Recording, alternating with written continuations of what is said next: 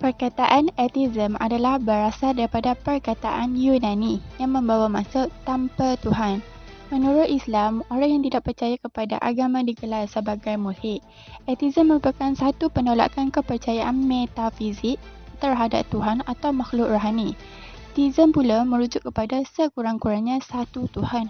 Manakala atheism merupakan konsep di mana tidak berpegang kepada mana-mana agama dan menafikan kewujudan Tuhan. Hal ini kerana atheism menyuruh manusia untuk tidak percaya kepada perkara yang tidak realistik. Dalam sejarah barat, atheism bermula dengan adanya individu tidak percaya kepada ajaran Kristian atau institusi gereja. Pandangan ulama tentang atheism iaitu Imam Al-Ghazali berpendapat bahawa golongan yang tidak berpegang mana-mana agama menunjukkan individu tersebut terlalu taksub bahawa dunia ini wujud dengan sendiri dan kekal abadi. Di samping itu, terdapat beberapa ciri fahaman atheism. Yang pertama adalah mengatakan bahawa hidup merupakan proses yang tiada ruang untuk menerima kewujudan Tuhan. Yang kedua, menentang hukum agama sebagai pengatur kehidupan manusia. Yang ketiga pula, menafikan kewujudan dosa, pahala, syurga dan neraka. Dalam fahaman ini, mereka mengatakan tiada kewujudan dosa, pahala, syurga dan neraka, yang mana mereka bebas untuk melakukan setiap perkara tanpa memikirkan batas dosa dan pahala. Seterusnya, pengaruh falsafah iaitu ateisme. Antara tokoh yang memperkenalkan ateisme yang pertama ialah Friedrich yang menyatakan bahawa Tuhan sudah mati dan menganggap manusia sebagai Tuhan. Seterusnya, Karl Marx yang berpendapat bahawa semua agama hendak dimusnahkan supaya dapat membina sebuah alam yang baru. Dan yang terakhir ialah Epicurus yang merupakan tokoh pada zaman Renaissance yang menyebarkan agama ateisme. Seterusnya, pengaruh falsafah. Pengaruh falsafah ateisme ini wujud dalam masyarakat moden yang dipengaruhi oleh beberapa faktor seperti perkembangan sains dan teknologi yang sukar dikawal. Hal ini disebabkan penyebaran fahaman ateisme ini akan disebar luas melalui media sosial atau media massa yang sedia ada. Hal ini juga menyebabkan masyarakat bebas mempersoalkan mengenai ajaran agama sehingga bercanggah dengan Al-Quran dan Sunnah. Terdapat dua golongan yang terpengaruh dengan ajaran ateisme melalui isu perkembangan sains dan teknologi. Antara golongan yang terpengaruh dengan ateisme ini ialah golongan remaja atau anak muda serta kanak-kanak. Antara golongan yang berpengaruh ialah golongan anak muda atau remaja yang dikhususkan beragama Islam.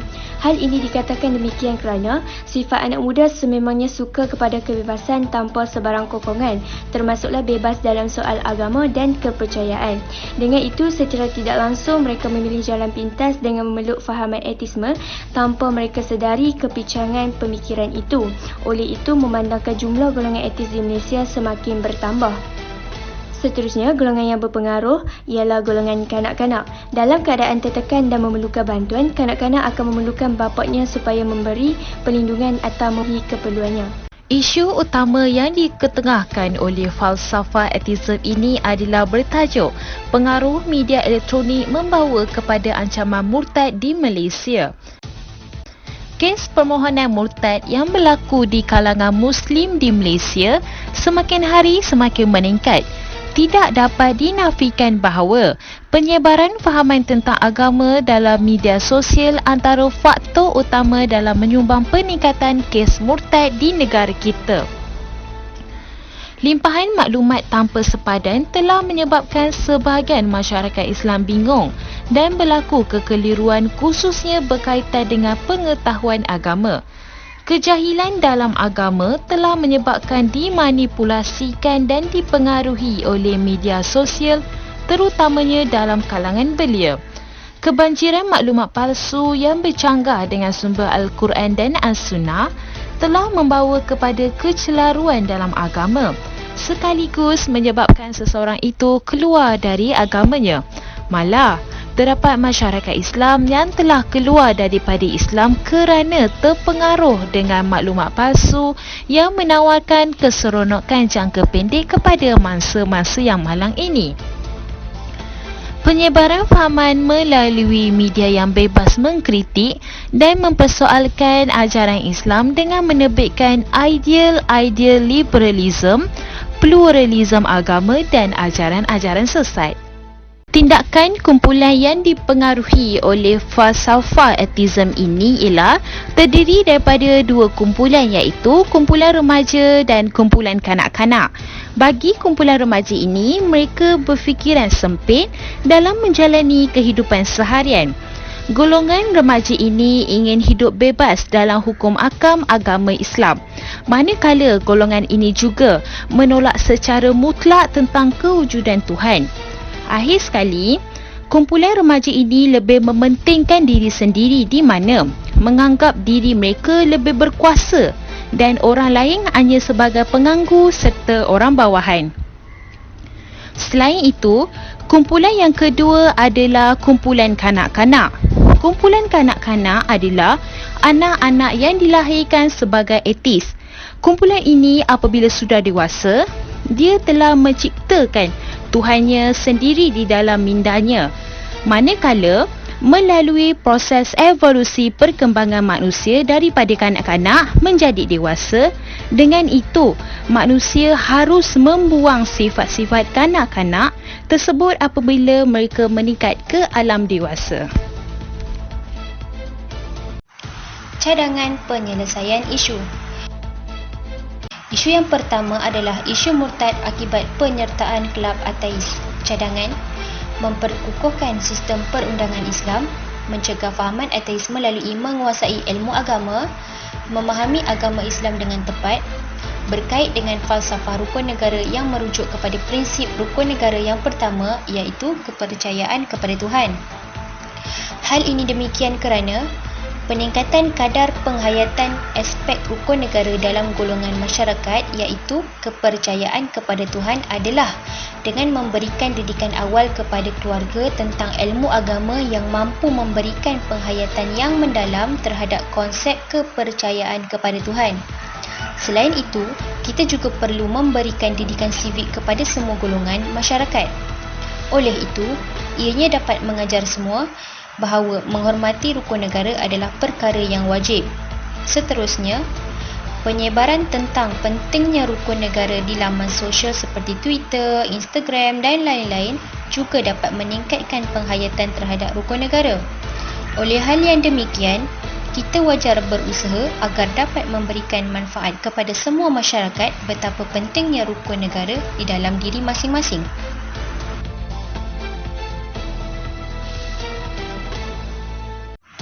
Isu yang kedua adalah ketidakstabilan emosi. Seperti mana yang kita tahu, golongan ateis ini mempunyai emosi yang tidak stabil dan tidak menentu. Cadangan yang dapat saya berikan adalah memberi nasihat dan dorongan, menghantar anak-anak ke sekolah agama dan memantau aktiviti pembelajaran mereka di rumah, meluangkan masa bersama anak-anak, berkait dengan falsafah pendidikan kebangsaan. Peranan ibu bapa dan rakan-rakan amat penting untuk mengelakkan penularan fahaman ateis terus berlaku. Dalam pada itu, kita juga perlu melakukan usaha lain untuk mengelakkan isu tersebut terus berlaku.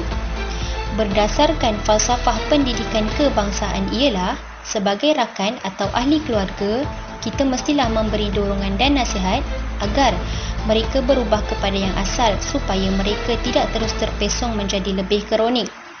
Seterusnya, untuk mengelakkan aliran pemikiran falsafah ateis ini terus berlaku dalam masyarakat, berpandukan falsafah pendidikan kebangsaan, kita mestilah memperkukuhkan pegangan agama dalam diri kerana golongan yang telah mengamalkan ateis ini adalah disebabkan oleh kurangnya penghayatan agama dalam diri.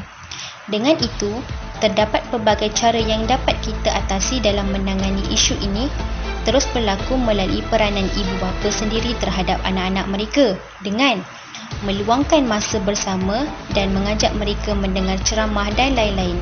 Oleh hal yang demikian, dengan pendedahan awal terhadap penghayatan agama, mereka akan dapat membezakan yang baik ataupun sebaliknya.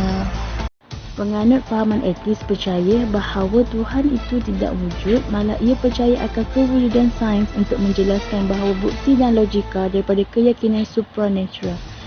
Perkara sedemikian adalah jauh bercanggah dengan pegangan agama Islam. Sekiranya perkara sedemikian tidak dapat dibendung, maka penyesatan agama akan berlaku dan mengakibatkan akidah manusia jauh terpesong.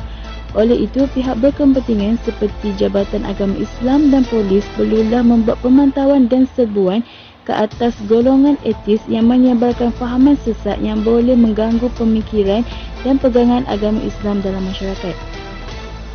Isu ini juga berkait rapat dengan falsafah rukun negara dan falsafah pendidikan kebangsaan, di mana pematuhan dan pegangan teguh akan kedua-dua falsafah ini akan membentuk falsafah sejahtera yang menjadikan manusia dapat memainkan peranan dengan menjadikan kehidupan aman dan sejahtera. Oleh itu, masyarakat perlulah menitik beratkan pendidikan, terutamanya pendidikan agama Islam, sama ada di sekolah maupun di rumah, agar dapat meningkatkan lagi fahaman agama dan ketakwaan dalam diri sejak di bangku sekolah lagi. Selain itu, prinsip rukun negara yang pertama, iaitu kepercayaan kepada Tuhan, telah membuktikan bahawa agama adalah aspek penting untuk mencapai kesejahteraan bersama. Bukan itu sahaja, malah pegangan agama yang teguh dapat menjadikan seseorang itu berkepribadian yang baik, dan ini menjadikan kehidupan lebih aman dan sejahtera. Oleh itu, pematuhan falsafah rukun negara dan falsafah pendidikan kebangsaan akan melahirkan masyarakat yang sejahtera dan harmoni dalam kehidupan.